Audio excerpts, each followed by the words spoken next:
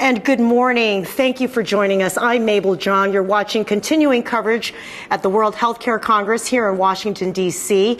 I'm so pleased to start this morning with a very special guest. Tom Price is the former Secretary of Health and Human Services. He's also taken an advisory role at several different areas, and he joins us with an update. Thank you, Tom. Thanks. It is so great to see you. Mabel. Wonderful to be with you Well, today. you are taking maybe a little time off after a very challenging adventure. Certainly, it's a less stressful position that I currently have, yes. Right. Well, you sit in a very unique seat. You have had an inside look at what this administration has been thinking in terms of health care. What are your observations about what is happening in that area today? Well, I think there's a general recognition, not just in the administration, but across our society, that our healthcare system is flawed and is broken.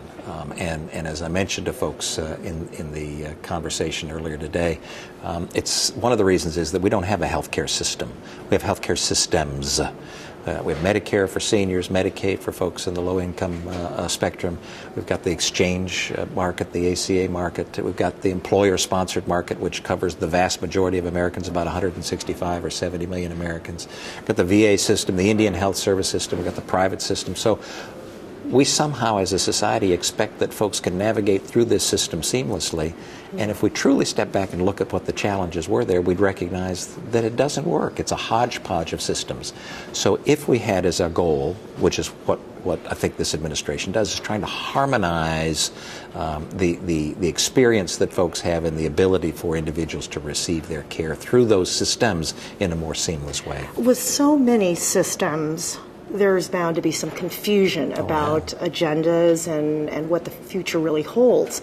There were concerns addressed yesterday about perhaps the people that were enrolled in the ACA programs as they're in jeopardy. 30+ million people were signed up, or that's what we believe to be the case. Are they in jeopardy? Well, it certainly isn't anybody's goal to have them be in jeopardy from gaining coverage. Now, the question is, where's the best place for individuals to receive coverage? When you look at our current system right now, even with the ACA in place, we've got about 28 million individuals who remain uninsured. So it's important that we step back and say, why is that? What's going on that makes it so that it's difficult, or those folks have decided not to get coverage? And if we look at it honestly, I think we can recognize that the 11.8 million individuals who are signed up on the exchange right now, who are on the ACA, that the cost for their premiums this year went up for the benchmark plan about 36%. So there's an increased cost for those individuals, even though the majority of them are being subsidized, but there's an increased cost for the system. But there are many individuals who said, and as they did earlier, I don't want what the exchange is offering. In fact, I don't want it so much I'll pay a penalty or a tax, as the Supreme Court said, not to have the privilege of not purchasing that. So I would suggest that what we've put in place for a small sector of our society, again, the 11.8 million people it's about 3.5% of our population. That's what the ACA is, 11.8, 3.5% of our population. It's not a large amount, but it has colored, if you will, how health care is looked at in our society, and we aren't addressing the real challenges of those in the individual and small group market to get coverage. Should these people be worried that we're going back to pre-ACA days? I don't think so, because the goal is, through this administration and previous administrations, is to make certain that everybody has the opportunity to gain the kind of coverage that they want for themselves and for their family. That's the goal. And the question is just, how do you get there? I think there's more common ground to this than people tend to feel. Healthcare has become so politicized, and I find that sad. And I think that everybody wants folks to have access to a healthcare system, to an affordable system, to have quality of care being provided, and have patients have choices. The question is, how do we get there? And that's where I'm hopeful that the public debate and discussion occurs. Well, as a physician, your job at the beginning of your career was to take care of people, to deliver health care. What are you confused by some of the messages that are coming out of the administration in regards to health care? Well, I'm confused and sometimes perplexed by some of the messages coming out of Washington.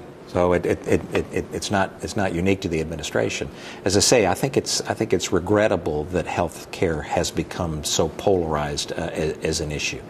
I used to tell folks when as an orthopedic surgeon, when I operated on folks, I never operated on a Republican or a Democrat or an independent. I operated on the individual. Right. And the fact of the matter is that regardless of folks' ideological perspectives, people respond to disease in similar ways. Their political perspective doesn't affect how we make those decisions. Mm-hmm. So we ought to be able, I think, to rise above that and to look at, again, those principles of health care that I think are the common theme for all of us in terms of what we want, and then hopefully in a positive and productive way get to solutions. What's your vision? Can you share with what you think would be an ideal approach? Yeah, I mentioned the siloed systems that we have right now. If anybody in your listening audience, or frankly, if anybody in the nation, were given a clean slate and said, okay, you diagram what you think the healthcare system, an ideal healthcare system ought to look like, nobody would diagram what we have right now. We've just kind of we've lurched to this, sometimes rapidly, sometimes slowly, over the past 50, 60 years, to a system that frankly doesn't work terribly well for individuals. So when I look at that clean slate, I think about the principles, and I mention them. I think it's important to have a system that's affordable for everybody. You got to have a system that's accessible for everybody. There ought to be nobody that's uncovered in our society. You have to have a system that's of the highest quality. We need to be able to continue to lead the world in the high quality health care that's given to folks. And we need to have a system where patients have choices.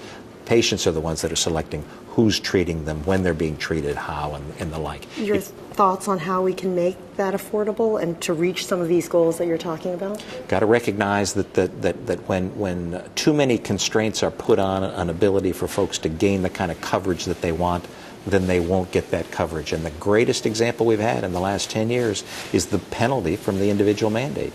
Again, it was something like 3.5 million individuals who said no thanks. In fact, I so strongly don't want what I'm being forced to buy. I'll pay a penalty for the privilege not to buy it. What that means, that doesn't mean that those folks are mean or recalcitrant. That just means that they looked at it and made a wise decision for themselves and said, what you're selling is something I don't want. The old line was, the dogs don't like the dog food. So you have to step back and say, okay, what is it that would make a system that work for those individuals? And let me suggest that it's providing a product for those individuals to gain coverage for themselves that actually makes sense for them from a financial standpoint. And right now we're not doing that. Mm-hmm. You are on the board of Jackson Healthcare and a number of other organizations. What are your plans going forward from here? I hope to stay fully engaged in the healthcare space. It's the passion that drove me from being a practicing physician as an orthopedic surgeon outside of Atlanta into public service. It was the belief that I had that we could do things better in the area of healthcare. I continue to believe that. I continue to be an optimist, and am certain that we can make better decisions as a society. And in whatever small way I can help try to influence that, I'm looking forward to it. And the message that you want to leave people that are here today? That solutions are possible. Solutions are possible. We've got to get to those common principles, those common themes that we all believe in, and then move forward in a positive way with those as our guideposts. All right. Former Secretary Tom Price, thank you so much for your time today. Really appreciate it. Thank you for joining us. Stay tuned. We have many more interviews to come. I'm Mabel Jong.